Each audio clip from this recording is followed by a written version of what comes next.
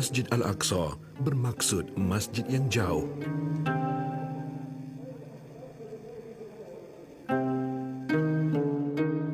Kawasan sekitarnya diberkati Allah. Solat di Masjid Al-Aqsa 500 kali lebih baik dari solat di tempat lain, kecuali di Masjidil Haram dan Masjid Nabawi.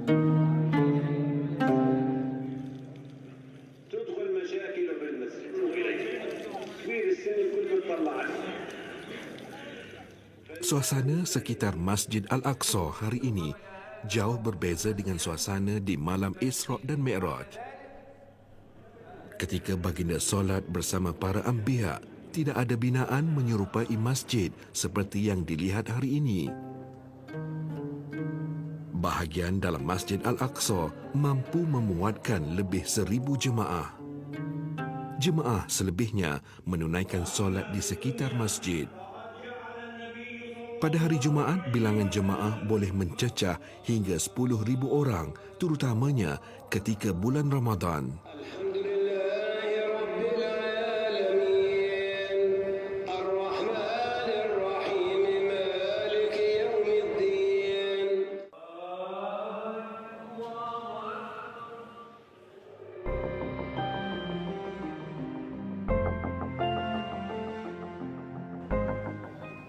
Binaan masjid hari ini berusia sekitar 1,300 tahun. Namun ia dianggap baru jika dibandingkan dengan usia Masjid Al-Aqsa yang asal.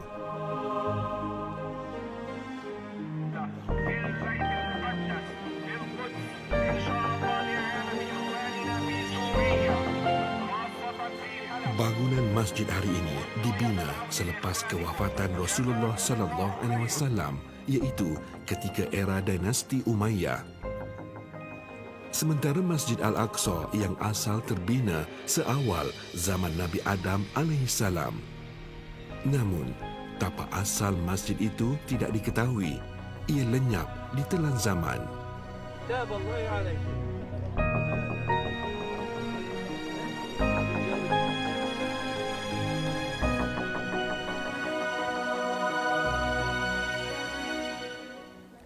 Masjid Al-Aqsa, masjid suci ketiga umat Islam. Hari ini umat Palestin bermandi darah mempertahankannya dari dirampas oleh Yahudi. Pada waktu yang sama, mereka juga menangkis kisah-kisah mistik yang mencemarkan minda umat Islam. Antaranya tiang jin.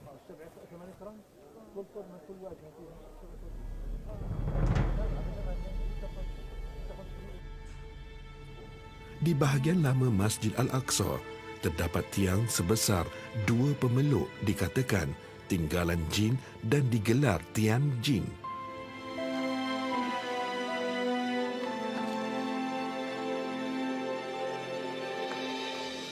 Pakar arkeologi Dr. Yusuf Natseh akan mendedahkan kisah sebenar.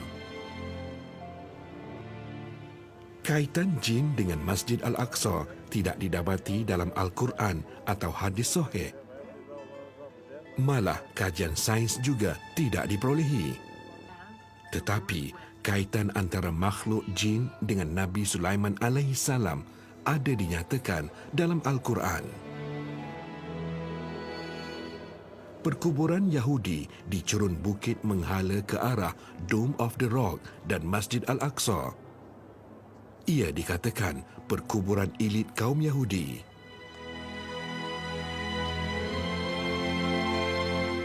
Kaum Yahudi serta umat Islam mengetahui sejarah Nabi Sulaiman alaihissalam membangunkan kota Baitul Maqdis.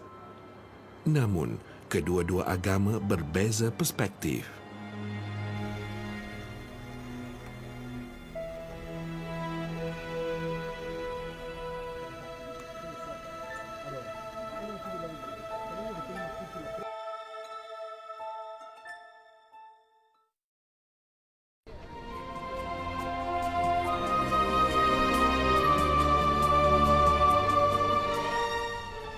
Kaum Yahudi mendakwa Nabi Sulaiman pernah mendirikan kuil mereka di tapak Masjid Al-Aqsa hari ini. Oleh itu, perkuburan mereka menghala ke arah kawasan Al-Aqsa dan Dome of the Rock.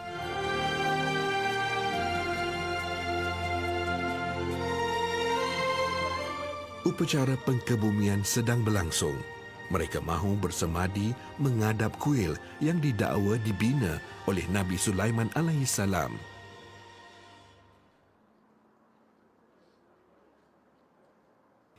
Mereka juga percaya akan dibangkitkan semula di kawasan perkuburan itu.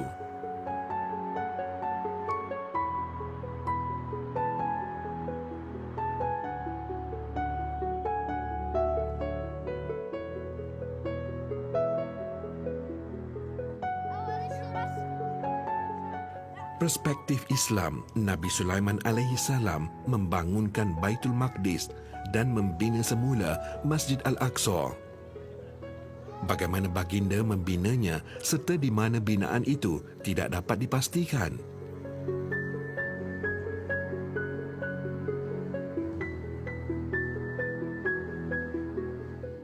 Namun, ada yang mendakwa tinggalan Nabi Sulaiman boleh dilihat pada tiang-tiang gergasi di bahagian lama Masjid Al-Aqsa.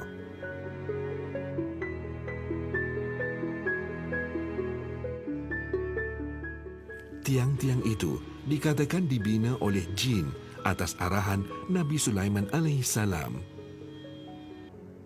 Pakar arkeologi tempatan menjelaskan. هناك أقاويل لا أساس لها من الصحة من الناحية التاريخية أو الأثرية أو المعمارية.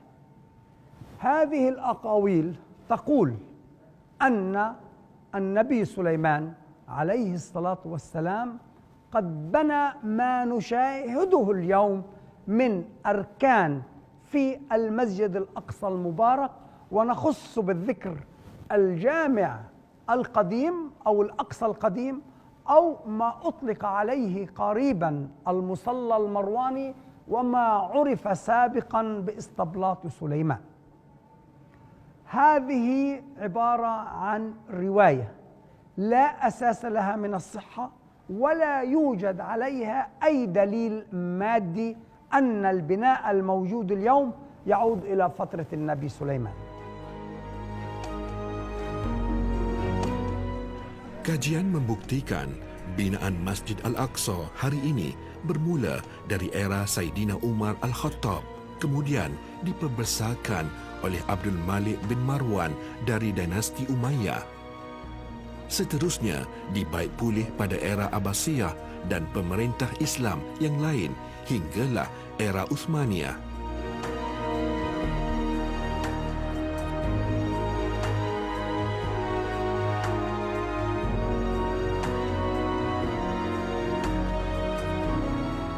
Masjid Al-Aqsa pernah mengalami kerosakan besar dilanda gempa bumi berulang kali. Ia juga diubah suai oleh tentera salib sebagai istana mereka.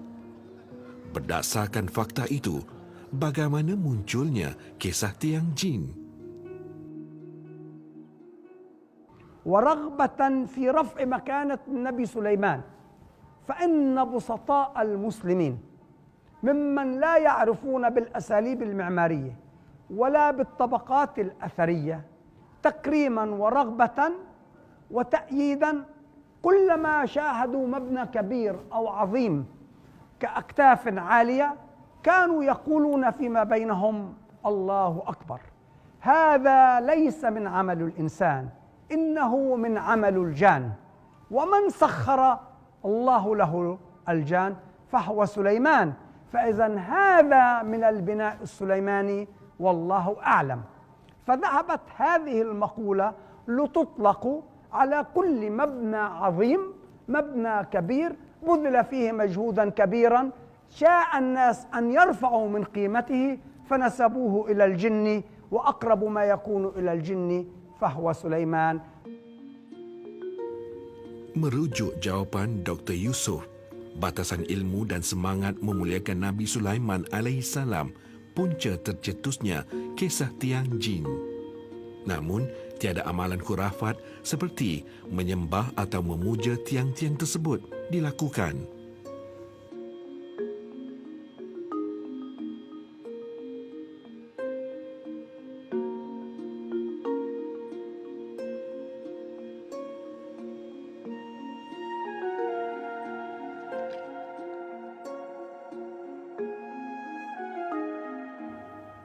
Selepas pembukaan kota Baitul Maqdis oleh Saidina Umar, bilangan umat Islam yang hadir ke Masjid Al-Aqsa semakin bertambah. Tiang-tiang besar dari Empire Rom diguna semula untuk menyokong beban para jemaah di bangunan baru. Ruang ini dikenali sebagai Masjid Al-Aqsa Lama. Ia tapak masjid yang dibina oleh Saidina Umar Al-Khattab. Bahan asasnya adalah kayu. Penggunaan batu dan tiang-tiang besar dilakukan selepas zaman Khalifah Umar, bertujuan menyokong struktur masjid yang baru.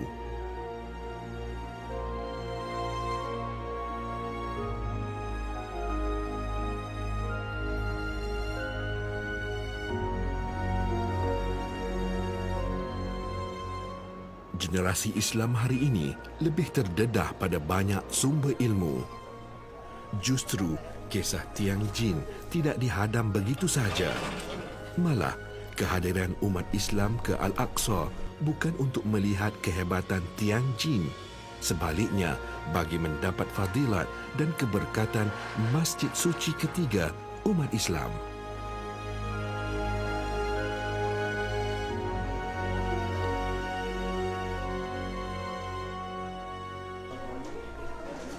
Kami kemudian dibawa ke kawasan penganut Kristian di dalam kota lama itu.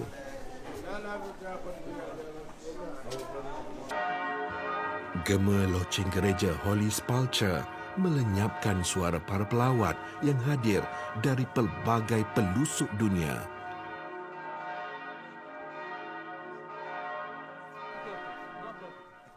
Di hadapan pintu masuk, kumpulan pelancong Muslim bergambar dengan kunci pintu utama, Gereja Holy Sepulchre. And since the time of Sayyidina Umar ibn Khattab radiallahu anhu arda, the key of the church is held and kept by a Muslim family. The family is called Judah family. He is the one nowadays the successor after his parents and grandparents, so he still have the key.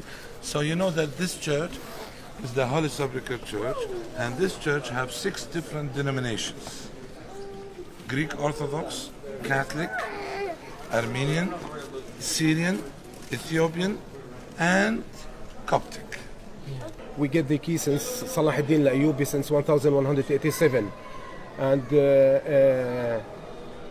Salahuddin, they give our family the keys to protect the church in the in the future.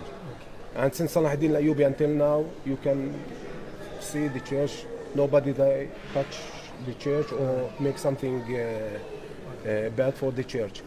The keys is going from father to son. I get the key from my father, and I am the man. In this time, I am the man of the key. In the future, it will be one of my sons. Subhanallah.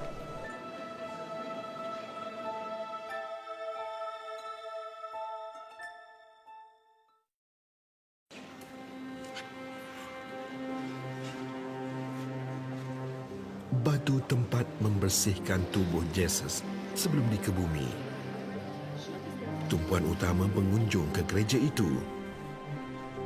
Gereja Holy Sepulchre dibina oleh Maharaja Konstantin, pengasas kota Konstantinopel di Turki. Ia dibina sebelum kelahiran Rasulullah sallallahu alaihi wasallam lagi. Ketika Saidina Umar Al-Khattab membebaskan kota Baitul Maqdis dari penguasaan Byzantine, Gereja Holy Sepulchre beroperasi seperti biasa tanpa gangguan. Bagi menjamin keharmonian aliran mazhab Kristian yang menjaga gereja itu, kunci pintu utama diamanahkan kepada keluarga Arab Muslim Al-Nusaibah. Pada era Salahuddin Al-Ayyubi pula, keluarga Nusaibah dibantu oleh keluarga Jaudeh memegang amanah membuka dan menutup pintu Holy Sepulchre hingga hari ini.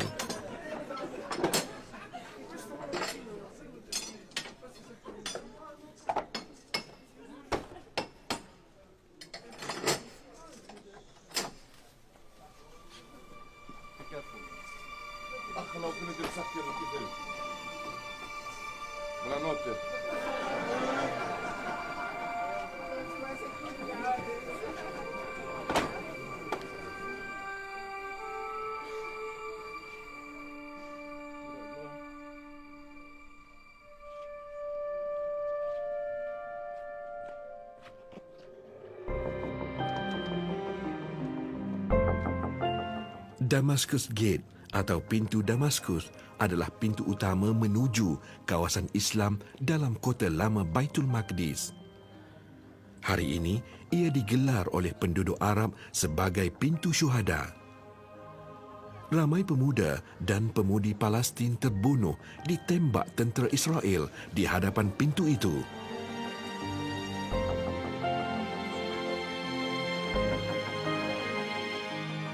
Kaum Yahudi tidak selesa melintas di kawasan komuniti Arab yang padat. Tetapi para pelancong gemar melihat keunikan susun atur dan cara hidup masyarakat tempatan di sudut laluan kota lama Baitul Maqdis.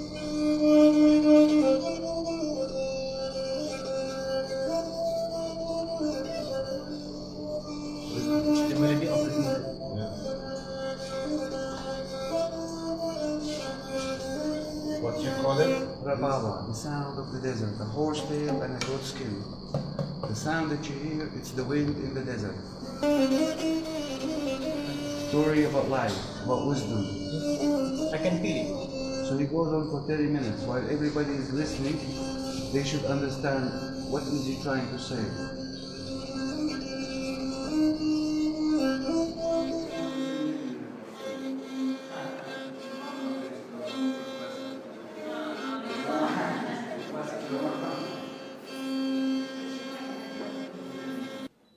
Okey, nampaknya saya dipakaikan oleh Khalid replika peralatan peperangan ketika zaman Mamluk. Memang agak berat, tapi bayangkanlah, inilah yang dipakai oleh pahlawan zaman dulu.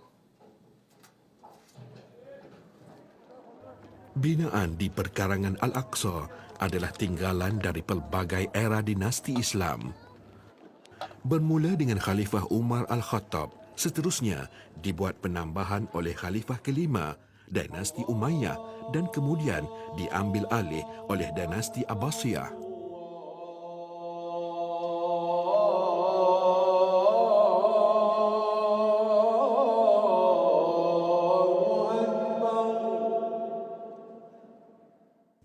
Bangunan masjid sedia ada hari ini diasaskan oleh Khalifah kelima dinasti Umayyah, Abdul Malik bin Marwan. Ia didirikan di atas tapak masjid lama era Saidina Umar Al-Khattab. Pada awal kurun ke-11, dinasti Abbasiyah ditewaskan oleh tentera salib. Lebih 80 tahun bangunan masjid itu dijadikan istana panglima perang tentera salib.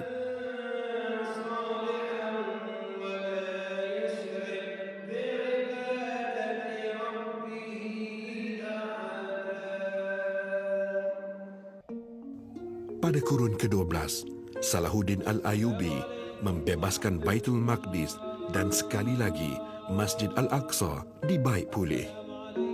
Seterusnya, era Mamluk mengambil alih. Mereka membina bangunan yang signifikan dengan dinasti Mamluk. Empayar Uthmaniyah memberikan sentuhan terakhir di sekitar Al-Aqsa sebelum diletak di bawah bidang kuasa kerajaan Jordan hari ini.